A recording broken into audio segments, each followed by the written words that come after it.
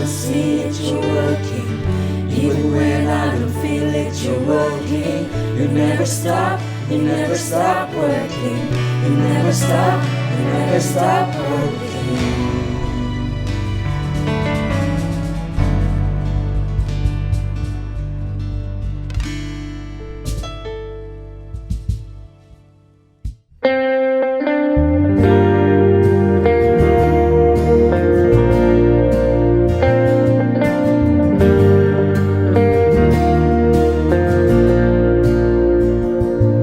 The weapon may be formed, but it won't prosper. When the darkness falls, it won't prevail. 'Cause the God I serve knows only how to triumph. My God will never fail. My God will never fail. I'm gonna see a victory. I'm gonna see a victory. For the battle belongs to you, Lord. I'm gonna see a victory. I'm gonna see a victory. For the battle belongs to you, Lord.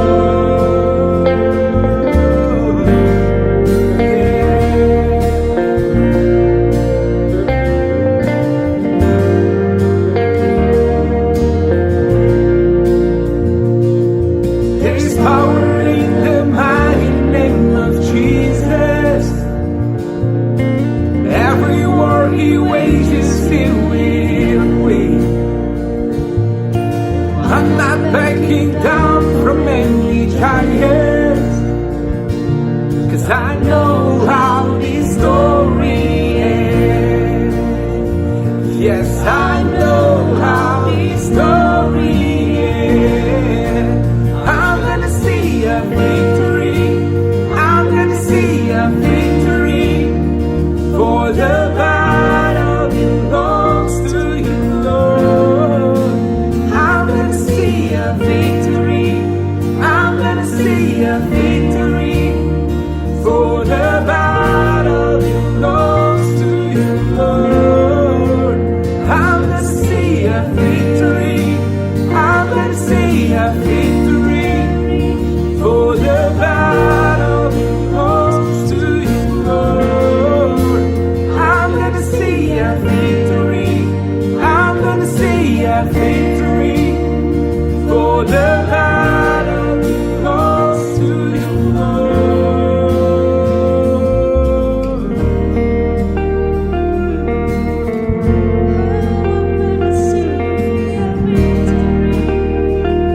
Battle belongs to you. Take what the enemy meant for evil, and you turn it for good.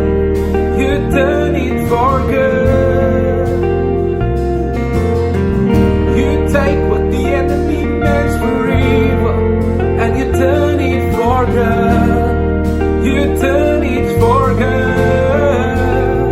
Every time you take what the enemy meant for evil, and you turn it for good. You turn it for good.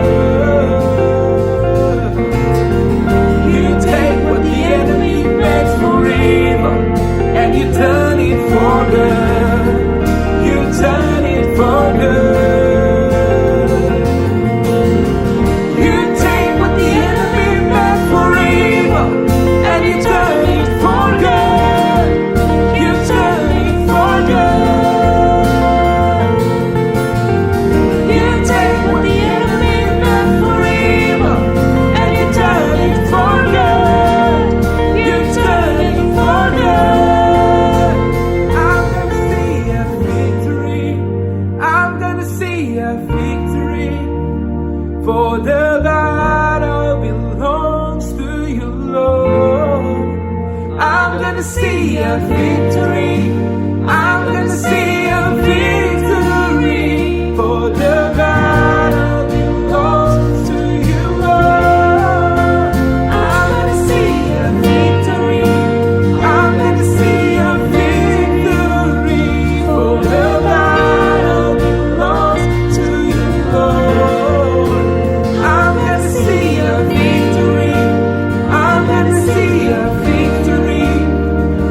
for the battle goes to you, Lord. You take what the enemy meant for evil and you turn it for good. You turn it for good. You take what the enemy meant for evil and you turn it for good. You turn it for good.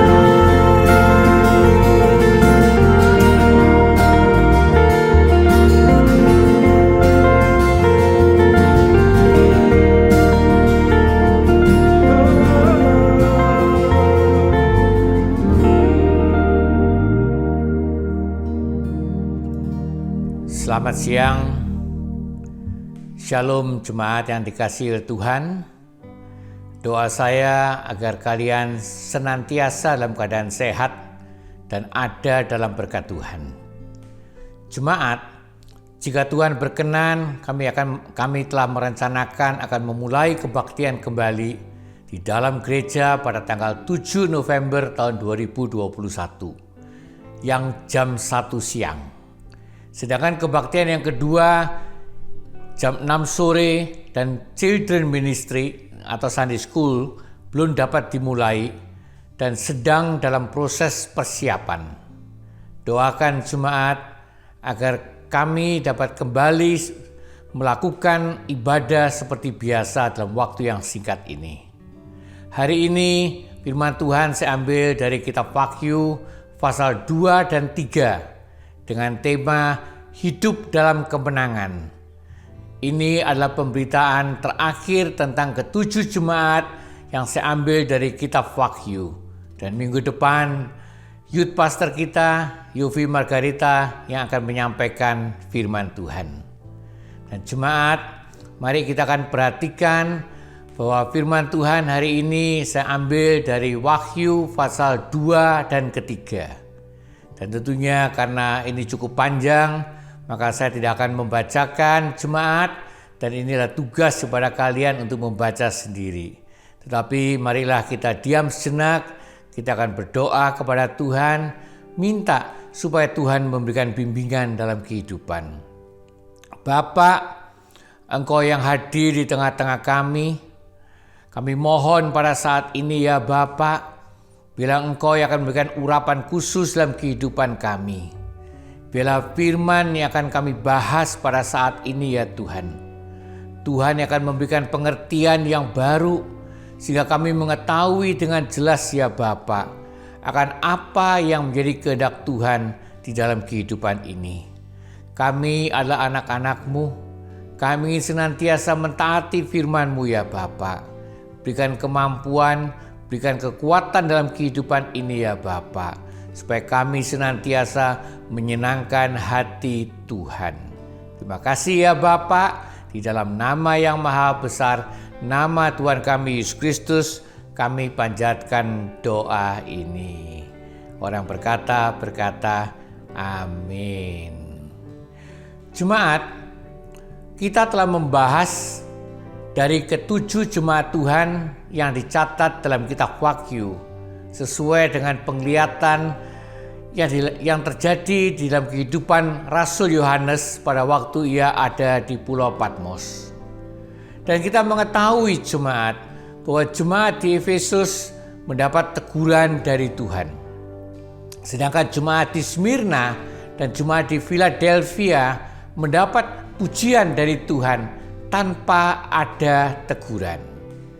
Dan kita juga mengetahui jemaat bahwa di dalam setiap jemaat sewaktu Tuhan berbicara, Tuhan berkata barang siapa menang. Dan untuk jemaat yang di Laodikia, ia menyatakan di dalam firman Tuhan yang dicatat di dalam Wahyu 3 ayat yang ke-21 bahwa ia akan kududukan bersama-sama dengan aku di atas takhtaku sebagaimana aku telah menang dan duduk bersama-sama dengan Bapakku di atas takhtanya. Dalam arti kata jemaat, kita yang akan menjadi jemaat Tuhan, Jika kita menang, maka Tuhan Yesus berkata kita ini akan didudukan bersama-sama dengan Tuhan Yesus di atas takhta Tuhan. Jemaat yang dikasihi Tuhan, kita adalah umat pemenang. Kita harus menang. Kalau kita perhatikan, Rasul Paulus dia berbicara kepada jemaat di Roma. Dia berkata, kita lebih daripada orang-orang yang menang oleh Dia yang telah mengasihi kita. Di dalam nama Tuhan akan ada kemenangan. Dan selama kita ada bersama dengan Dia, maka kemenangan akan menjadi bagian di dalam kehidupan ini. Tuhan Yesus berkata dengan tegas, dicatat dalam Yohanes 15 ayat yang kelima, di luar aku, kamu tidak dapat berbuat apa-apa. Jemaat, kita adalah umat pemenang. Kita harus menang. Dan mari kita perhatikan di dalam perikop ini, saudara, yang saya ambil dari Wahyu pasal 2 dan ketiga. Supaya kita benar-benar menikmati kemenangan yang berasal dari Tuhan.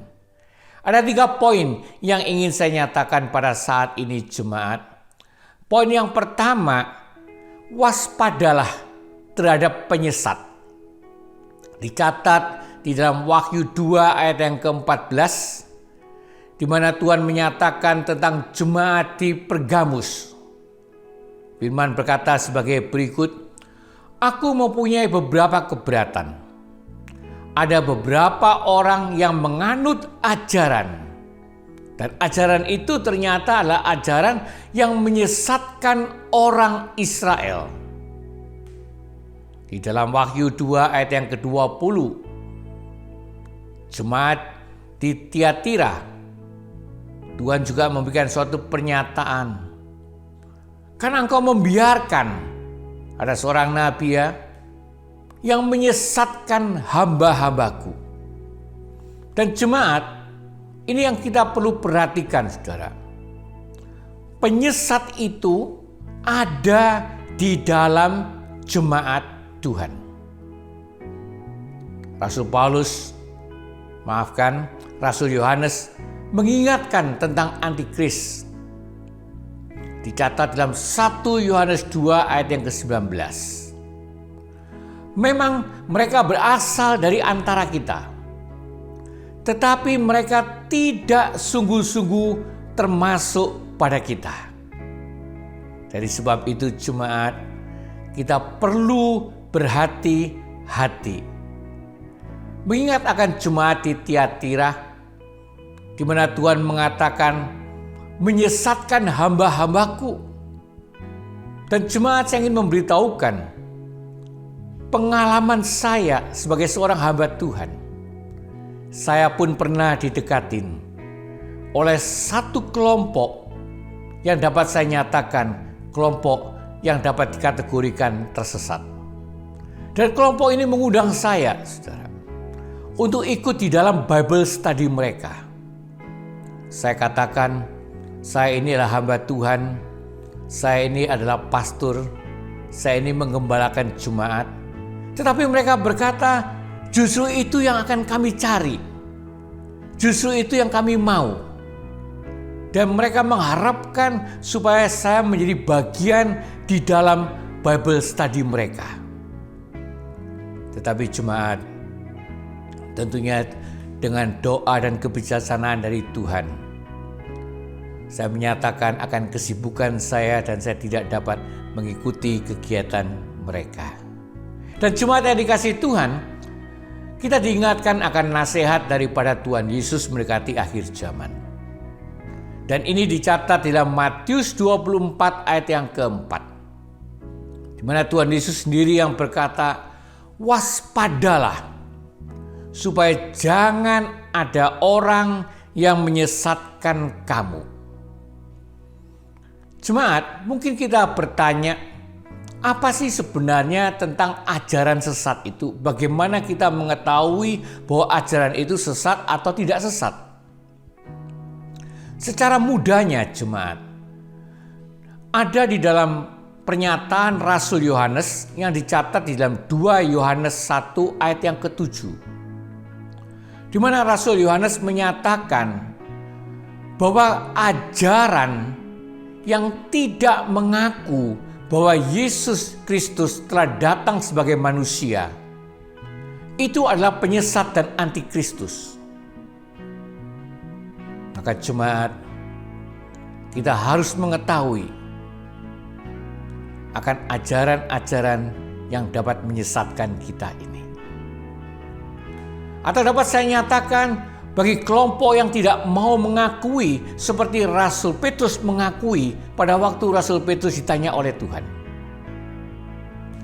Tuhan bertanya kepada Rasul Petrus, "Simon Petrus, siapakah aku menurut engkau?" Lalu kemudian Simon Petrus berkata, "Engkau adalah Mesias, Anak Allah yang hidup." Dan ini yang perlu kita pegang jemaat. Tuhan Yesus adalah Tuhan, Anak Allah yang hidup. Dia adalah Tuhan, penyelamat umat manusia. Dan jemaat, amat menyedihkan, penyesat-penyesat itu ternyata telah dibekali dengan ilmu untuk mempengaruhi kita, supaya kita meragukan Kristus sebagai Mesias, supaya kita ini meninggalkan iman kepercayaan kita. Tetapi jemaat, ingat, penulis Ibrani berkata kepada kita, janganlah engkau meninggalkan iman kepercayaanmu, sebab besar upah yang menantikannya. Ada di dalam Ibrani 10 ayat yang ke-35. Maka dari sebab itu jemaat, apa yang perlu kita perhatikan? Kita perlu mendengarkan akan nasihat-nasihat daripada para rasul. Dan saya ingin mengutip nasihat daripada Rasul Paulus dan Rasul Yohanes.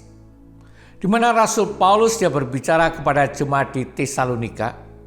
Dicatat dalam 1 Tesalonika 5 ayat yang ke-21. Ujilah segala sesuatu dan peganglah yang baik. Jika kita mendengarkan sesuatu, jika kita mendengarkan firman Tuhan, orang berkata bahwa ini adalah pernyataan Tuhan dan ini adalah firman Tuhan. Ujilah apakah benar yang dikatakan itu sesuai dengan apa yang ada di dalam Alkitab. Apa yang dicatat sebagai firman Tuhan. Dan jemaat, maka dari sebab itu betapa pentingnya bagi kita untuk juga mengetahui akan firman Tuhan. Betapa pentingnya bagi kita untuk mau belajar akan firman Tuhan. Rasul Yohanes memberikan nasihat sebagai berikut jemaat. Dicatat dalam 2 Yohanes 1 ayat yang ke-10. Dia berkata, "Jikalau seorang datang kepadamu dan ia tidak membawa ajaran ini," maksudnya adalah ajaran Kristus, "janganlah kamu menerima dia di dalam rumahmu." Lebih baik tidak mendengarkan daripada engkau menyatakan, "Gak apa-apa untuk mendengarkan." Karena mereka mempunyai keahlian khusus untuk memberikan atau meragukan Kristus sehingga kita juga kemudian menjadi ragu. Dan jemaat yang dikasihi Tuhan, mari kita akan masuk pada poin yang kedua, saudara. Apa yang ingin saya nyatakan sebagai poin yang kedua? Poin yang kedua yaitu selesaikan tugas panggilan Tuhan. Dicatat di dalam Wahyu 3 ayat yang kedua, di mana Tuhan berbicara tentang jemaat yang ada di Sardis. Dinyatakan sebagai berikut jemaat, "Bangunlah dan kuatkanlah." Jemaat itu dinyatakan sudah hampir mati. Sebab tidak satu pun dari pekerjaanmu aku dapati sempurna di hadapan Allahku. Dan jemaat, betapa menyedihkan. Jemaat yang dikatakan sudah hampir mati. Dan Tuhan berkata, bangunlah, kuatkanlah. Harus bangun, harus menguatkan diri ini untuk melakukan pekerjaan yang Tuhan berikan dalam kehidupan ini. Tugas panggilan kita yang belum diselesaikan perlu diselesaikan. Jemaat, apa yang sebenarnya menjadi tugas panggilanmu? Engkau ada di dunia ini bukan hanya sekedar ada tanpa ada tujuan. Tuhan meletakkan engkau di dunia ini karena Tuhan mempunyai tujuan dalam kehidupan. Apa panggilanmu? Banyak orang berkata sulit untuk mengetahui panggilan Tuhan.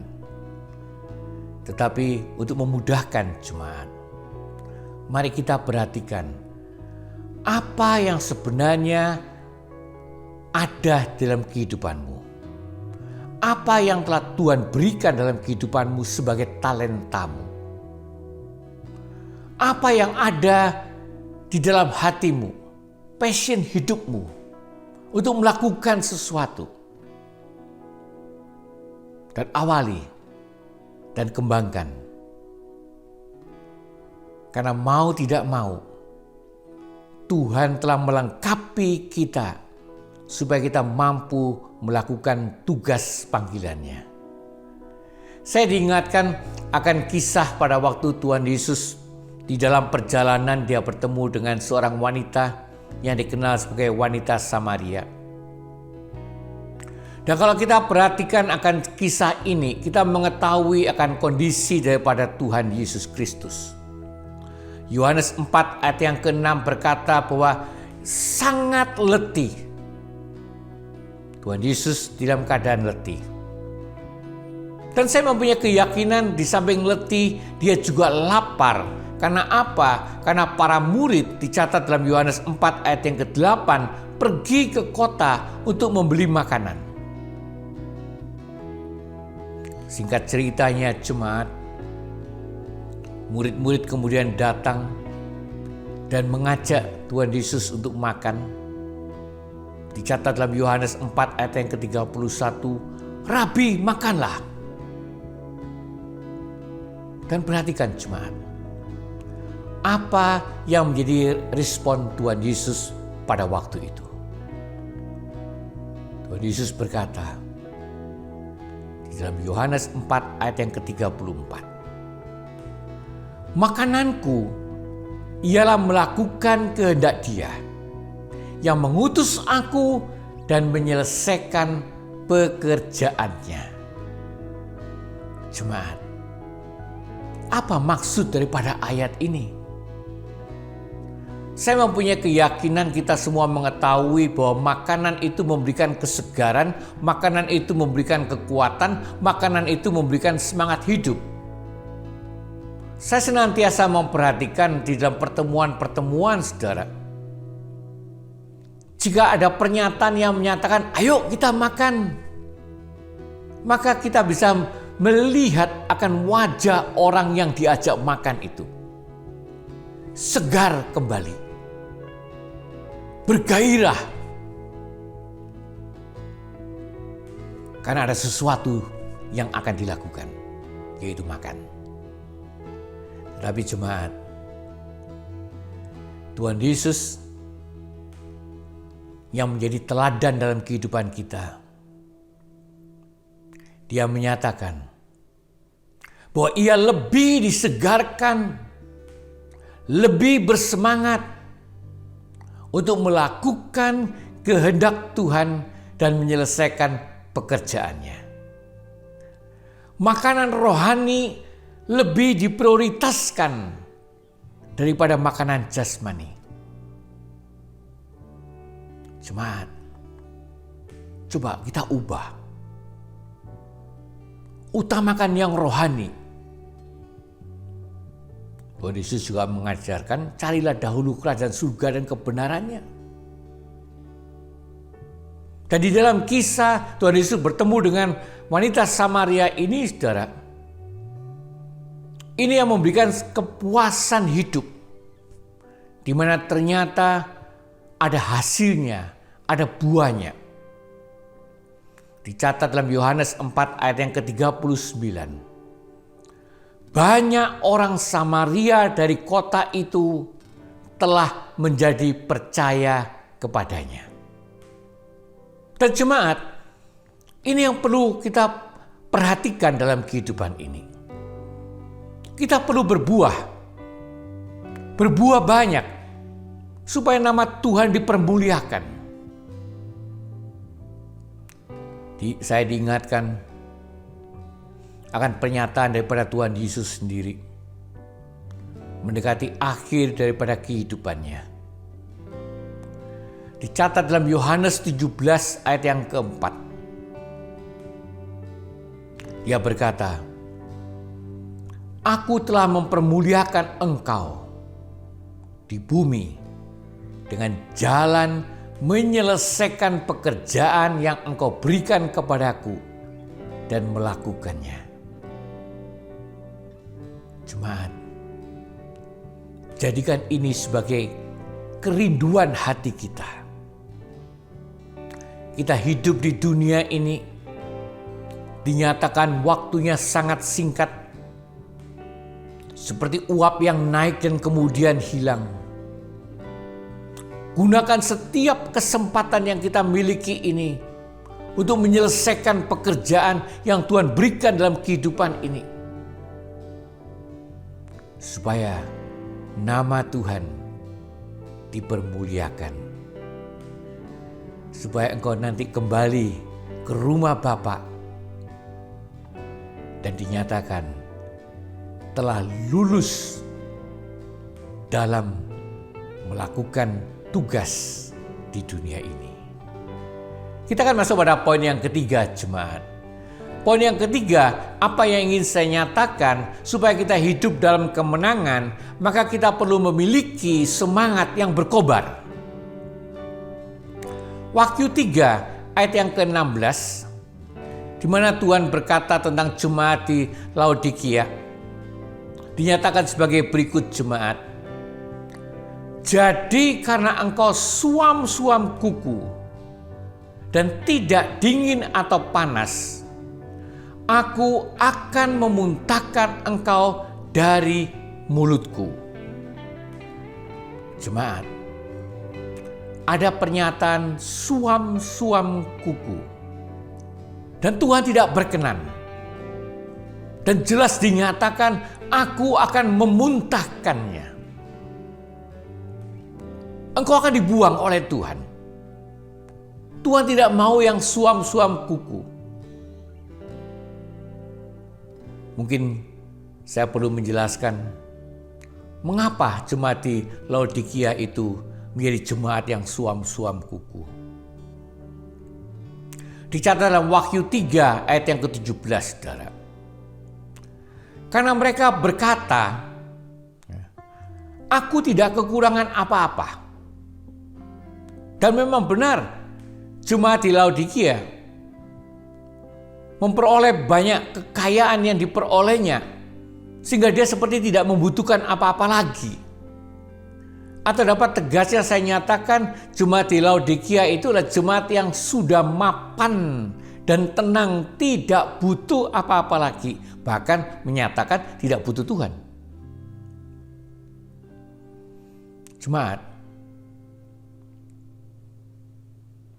di dalam kenyataan hidup, selama saya menggembalakan jemaat Tuhan,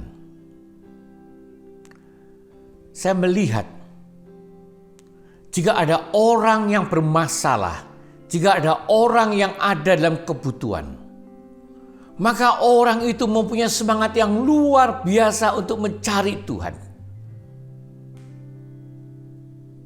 Mereka mengikuti doa, bahkan doa semalam suntuk pun juga diikutin. Mereka mengikuti kegiatan-kegiatan gereja, Bible study, cell group, bahkan juga kebaktian-kebaktian. Kalau dia ada kebaktian lebih dari 2 atau 3 kali pun juga diikuti. Mau dekat kepada Tuhan. Tetapi jemaat, yang amat menyedihkan,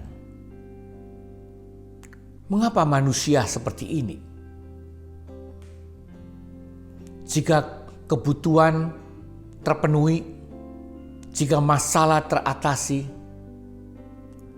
seharusnya mempertahankan semangat itu. Tetapi pada kenyataan, yang saya lihat dan saya amati, setelah masalah terselesaikan, kebutuhan terpenuhi, semangat itu turun, bahkan hilang.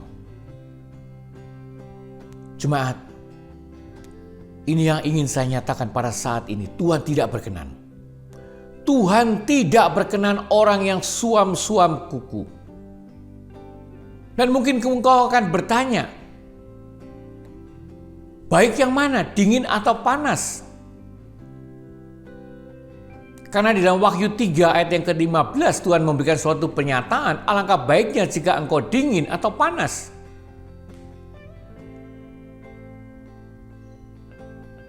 Apa yang sebenarnya menjadi kehendak Tuhan? Apakah Tuhan tidak menghendaki suam-suam kuku, tetapi Tuhan menghendaki supaya kita panas atau supaya kita dingin? Saya ingin nyatakan jemaat, Tuhan menghendaki supaya kita senantiasa ada di dalam keadaan panas.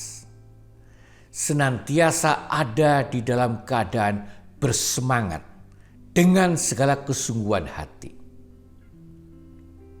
Kalau kita perhatikan jemaat di Efesus yang telah saya kupas, di mana jemaat di Efesus ditegur oleh Tuhan karena meninggalkan kasih semula. Dan kalau kita perhatikan kasih semula itu dapat digambarkan puncak daripada gairah, puncak daripada semangat, termasuk puncak di dalam kita mengasihi. Jemaat, perintah utama Tuhan, kasihilah Tuhan Allahmu dengan sepenuh, bukan dengan sebagian. Maka dari sebab itu, kalau kita perhatikan akan ayat-ayat yang lain yang ada dalam Alkitab, kita akan menemukan, saudara, satu contoh misalkan Rasul Paulus, dia berkata kepada jemaat di Roma, dicatat dalam Roma 12 ayat yang ke-11, Rasul Paulus berkata sebagai berikut jemaat, janganlah hendaknya kerajinanmu kendor. Biarlah rohmu menyala-nyala dan layani Tuhan. Biarlah rohmu senantiasa bergelora, bersemangat dalam pelayanan. Hendaklah kita melakukan segala sesuatu dengan kesungguhan hati, tanpa merasa ada paksaan. Karena Tuhan menghendaki supaya kita melakukan pelayanan ini dengan kerelaan, bukan dengan paksaan. Dan jemaat, saya ingin segera mengakhiri. Saya diingatkan akan pernyataan seorang nabi yang berkata kepada Raja Israel yang pada waktu itu adalah Raja Asa. Dicatat di dalam 2 Tawarik 16 ayat yang ke-9. Dikatakan sebagai berikut jemaat, karena mata Tuhan menjelajah seluruh bumi untuk melimpahkan kekuatannya kepada mereka yang bersungguh hati terhadap Dia. Tegasnya jemaat, orang yang bersungguh hati di dalam Tuhan akan diberi kekuatan baru yang berasal dari Tuhan. Bahkan kekuatan yang melimpah untuk dapat menang, untuk dapat mengatasi berbagai persoalan yang ada di dalam kehidupan ini. Jemaat, Tuhan sedang mengamati kehidupan ini. Dia mencari orang yang bersungguh hati untuk diberikan kekuatan menjadi pemenang di dalam nama Tuhan. Saya ingin mengakhiri jemaat, mari kita hidup dalam kemenangan. Jangan mau dikalahkan oleh dunia ini. Jangan mau dikalahkan karena kedagingan kita. Maka dari sebab itu kita perlu waspada terhadap penyesat dunia ini. Di mana penyesat ingin menggagalkan iman kita, ingin menggagalkan keberhasilan kita, tidak mau kita menjadi umat pemenang. Selesaikan semua tugas panggilan yang telah Tuhan berikan dalam kehidupan ini. Kita perlu mengetahui apa yang sebenarnya menjadi tugas dalam kehidupan ini. Engkau ada supaya engkau melakukan pekerjaan Tuhan. Engkau ada di dunia ini supaya engkau berbuah, supaya engkau menjadi berkat bagi dunia ini. Perhatikan apa yang ada di dalam kehidupanmu, talentamu. Apa yang Tuhan nyatakan di dalam kehidupanmu, di dalam hatimu. Dan miliki semangat yang berkobar. Jangan mudah menyerah. Jangan mudah berputus asa. Karena Tuhan yang akan memberikan kekuatan supaya engkau berhasil menjadi umat pemenang. Mari jemaat, kita diam sejenak dan berdoa. Bapa, kami bersyukur dan berterima kasih atas pernyataan-pernyataan-Mu. Kami adalah anak-anak-Mu. Kami menyadari akan kelemahan kami. Kami menyadari bahwa kami masih hidup dalam kedagingan kami dan sering ingin menyenangkan kedagingan kami. Dan pada saat ini ya Tuhan, kami ingin menyalipkan kedagingan kami. Kami mau hidup untuk Tuhan. Hidup dalam kemenangan di dalam nama Tuhan. Dan Tuhan, urapi kami, tolong kami, bimbing kami.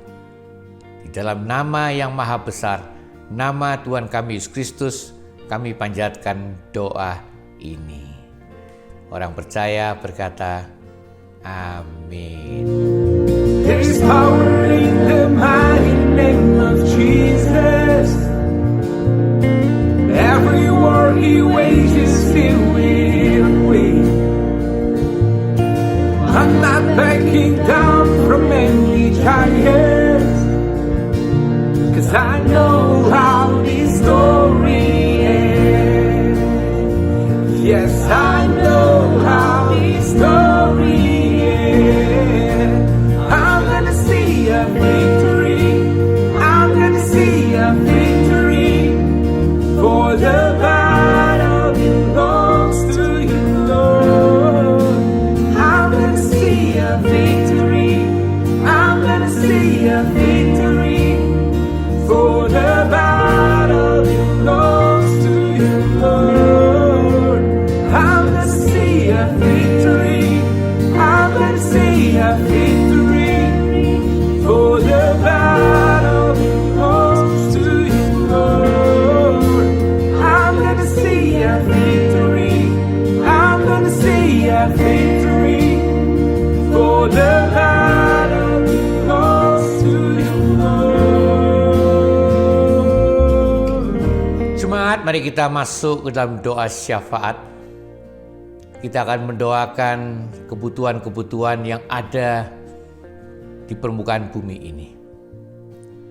Bapa, Engkau yang hadir di tengah-tengah kami, Engkau adalah sumber pengharapan kami, andalan kami, Tuhan yang berkuasa akan kehidupan ini, Tuhan yang memiliki dunia ini, bahkan kehidupan kami pun juga milik Tuhan.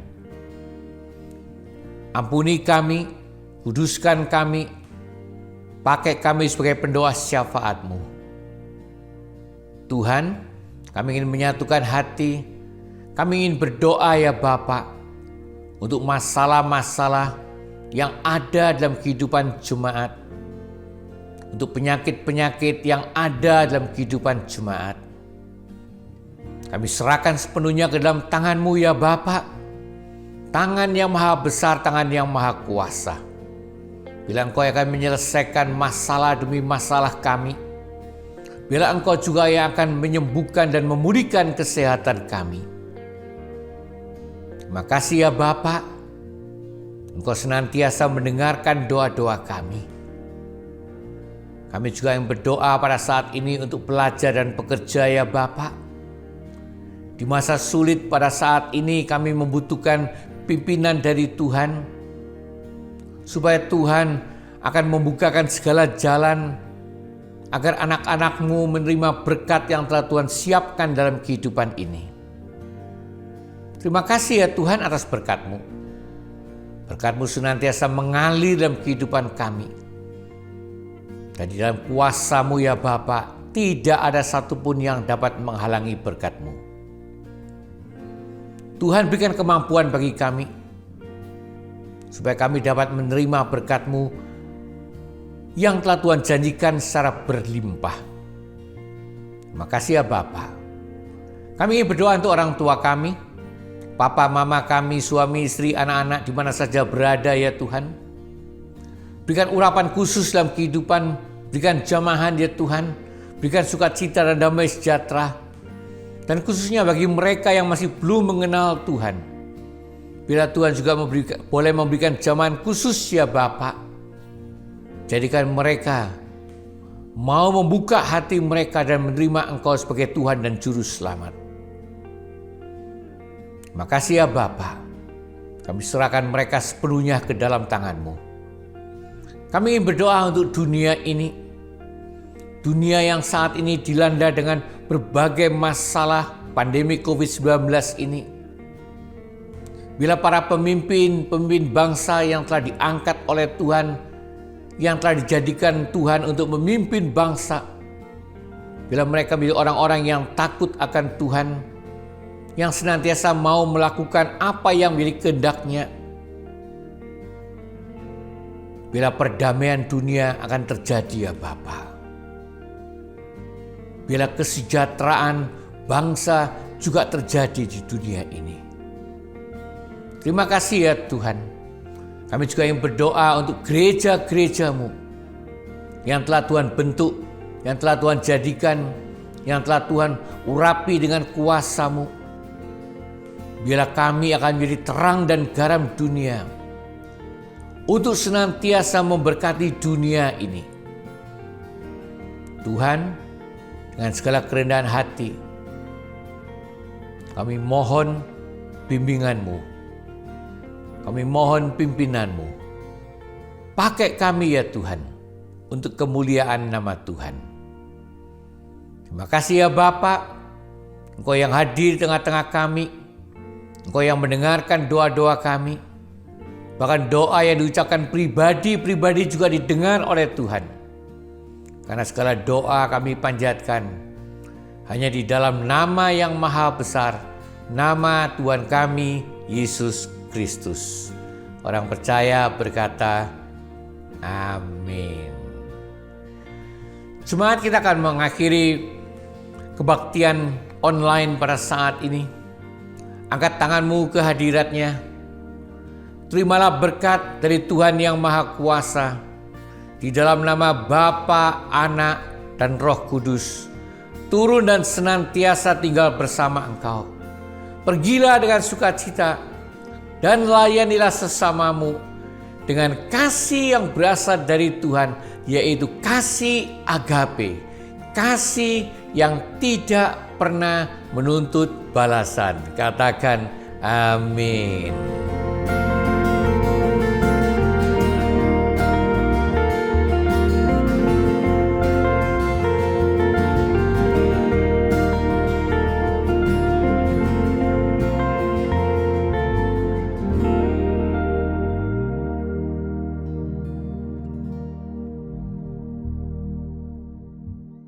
Saya mau undang kita semua untuk sama-sama bersatu hati. Kita mau meninggikan, kita mau memuji nama Tuhan. Haleluya. Kita mau ingat segala kebaikan dalam hidup kita. Tak segala kemurahan-Mu ya Bapa. Terima kasih Yesus. Ayo kita sama-sama nyanyikan. Langit dan bumi, pujilah Tuhan, sebab Dia ciptakan semuanya. Keagungannya mengatasi langit bumi, sembah sujud di hadapannya. Sekali lagi. Langit dan bumi, pujilah Tuhan, sebab Dia ciptakan semuanya.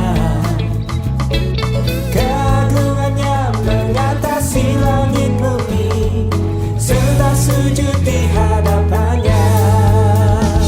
Ku puji, ku sembah, ku puji, ku sembah Yesus Kristus Sang Penebusku. Ku puji, ku sembah, ku puji, ku sembah Yesus Tuhan dan Rajaku.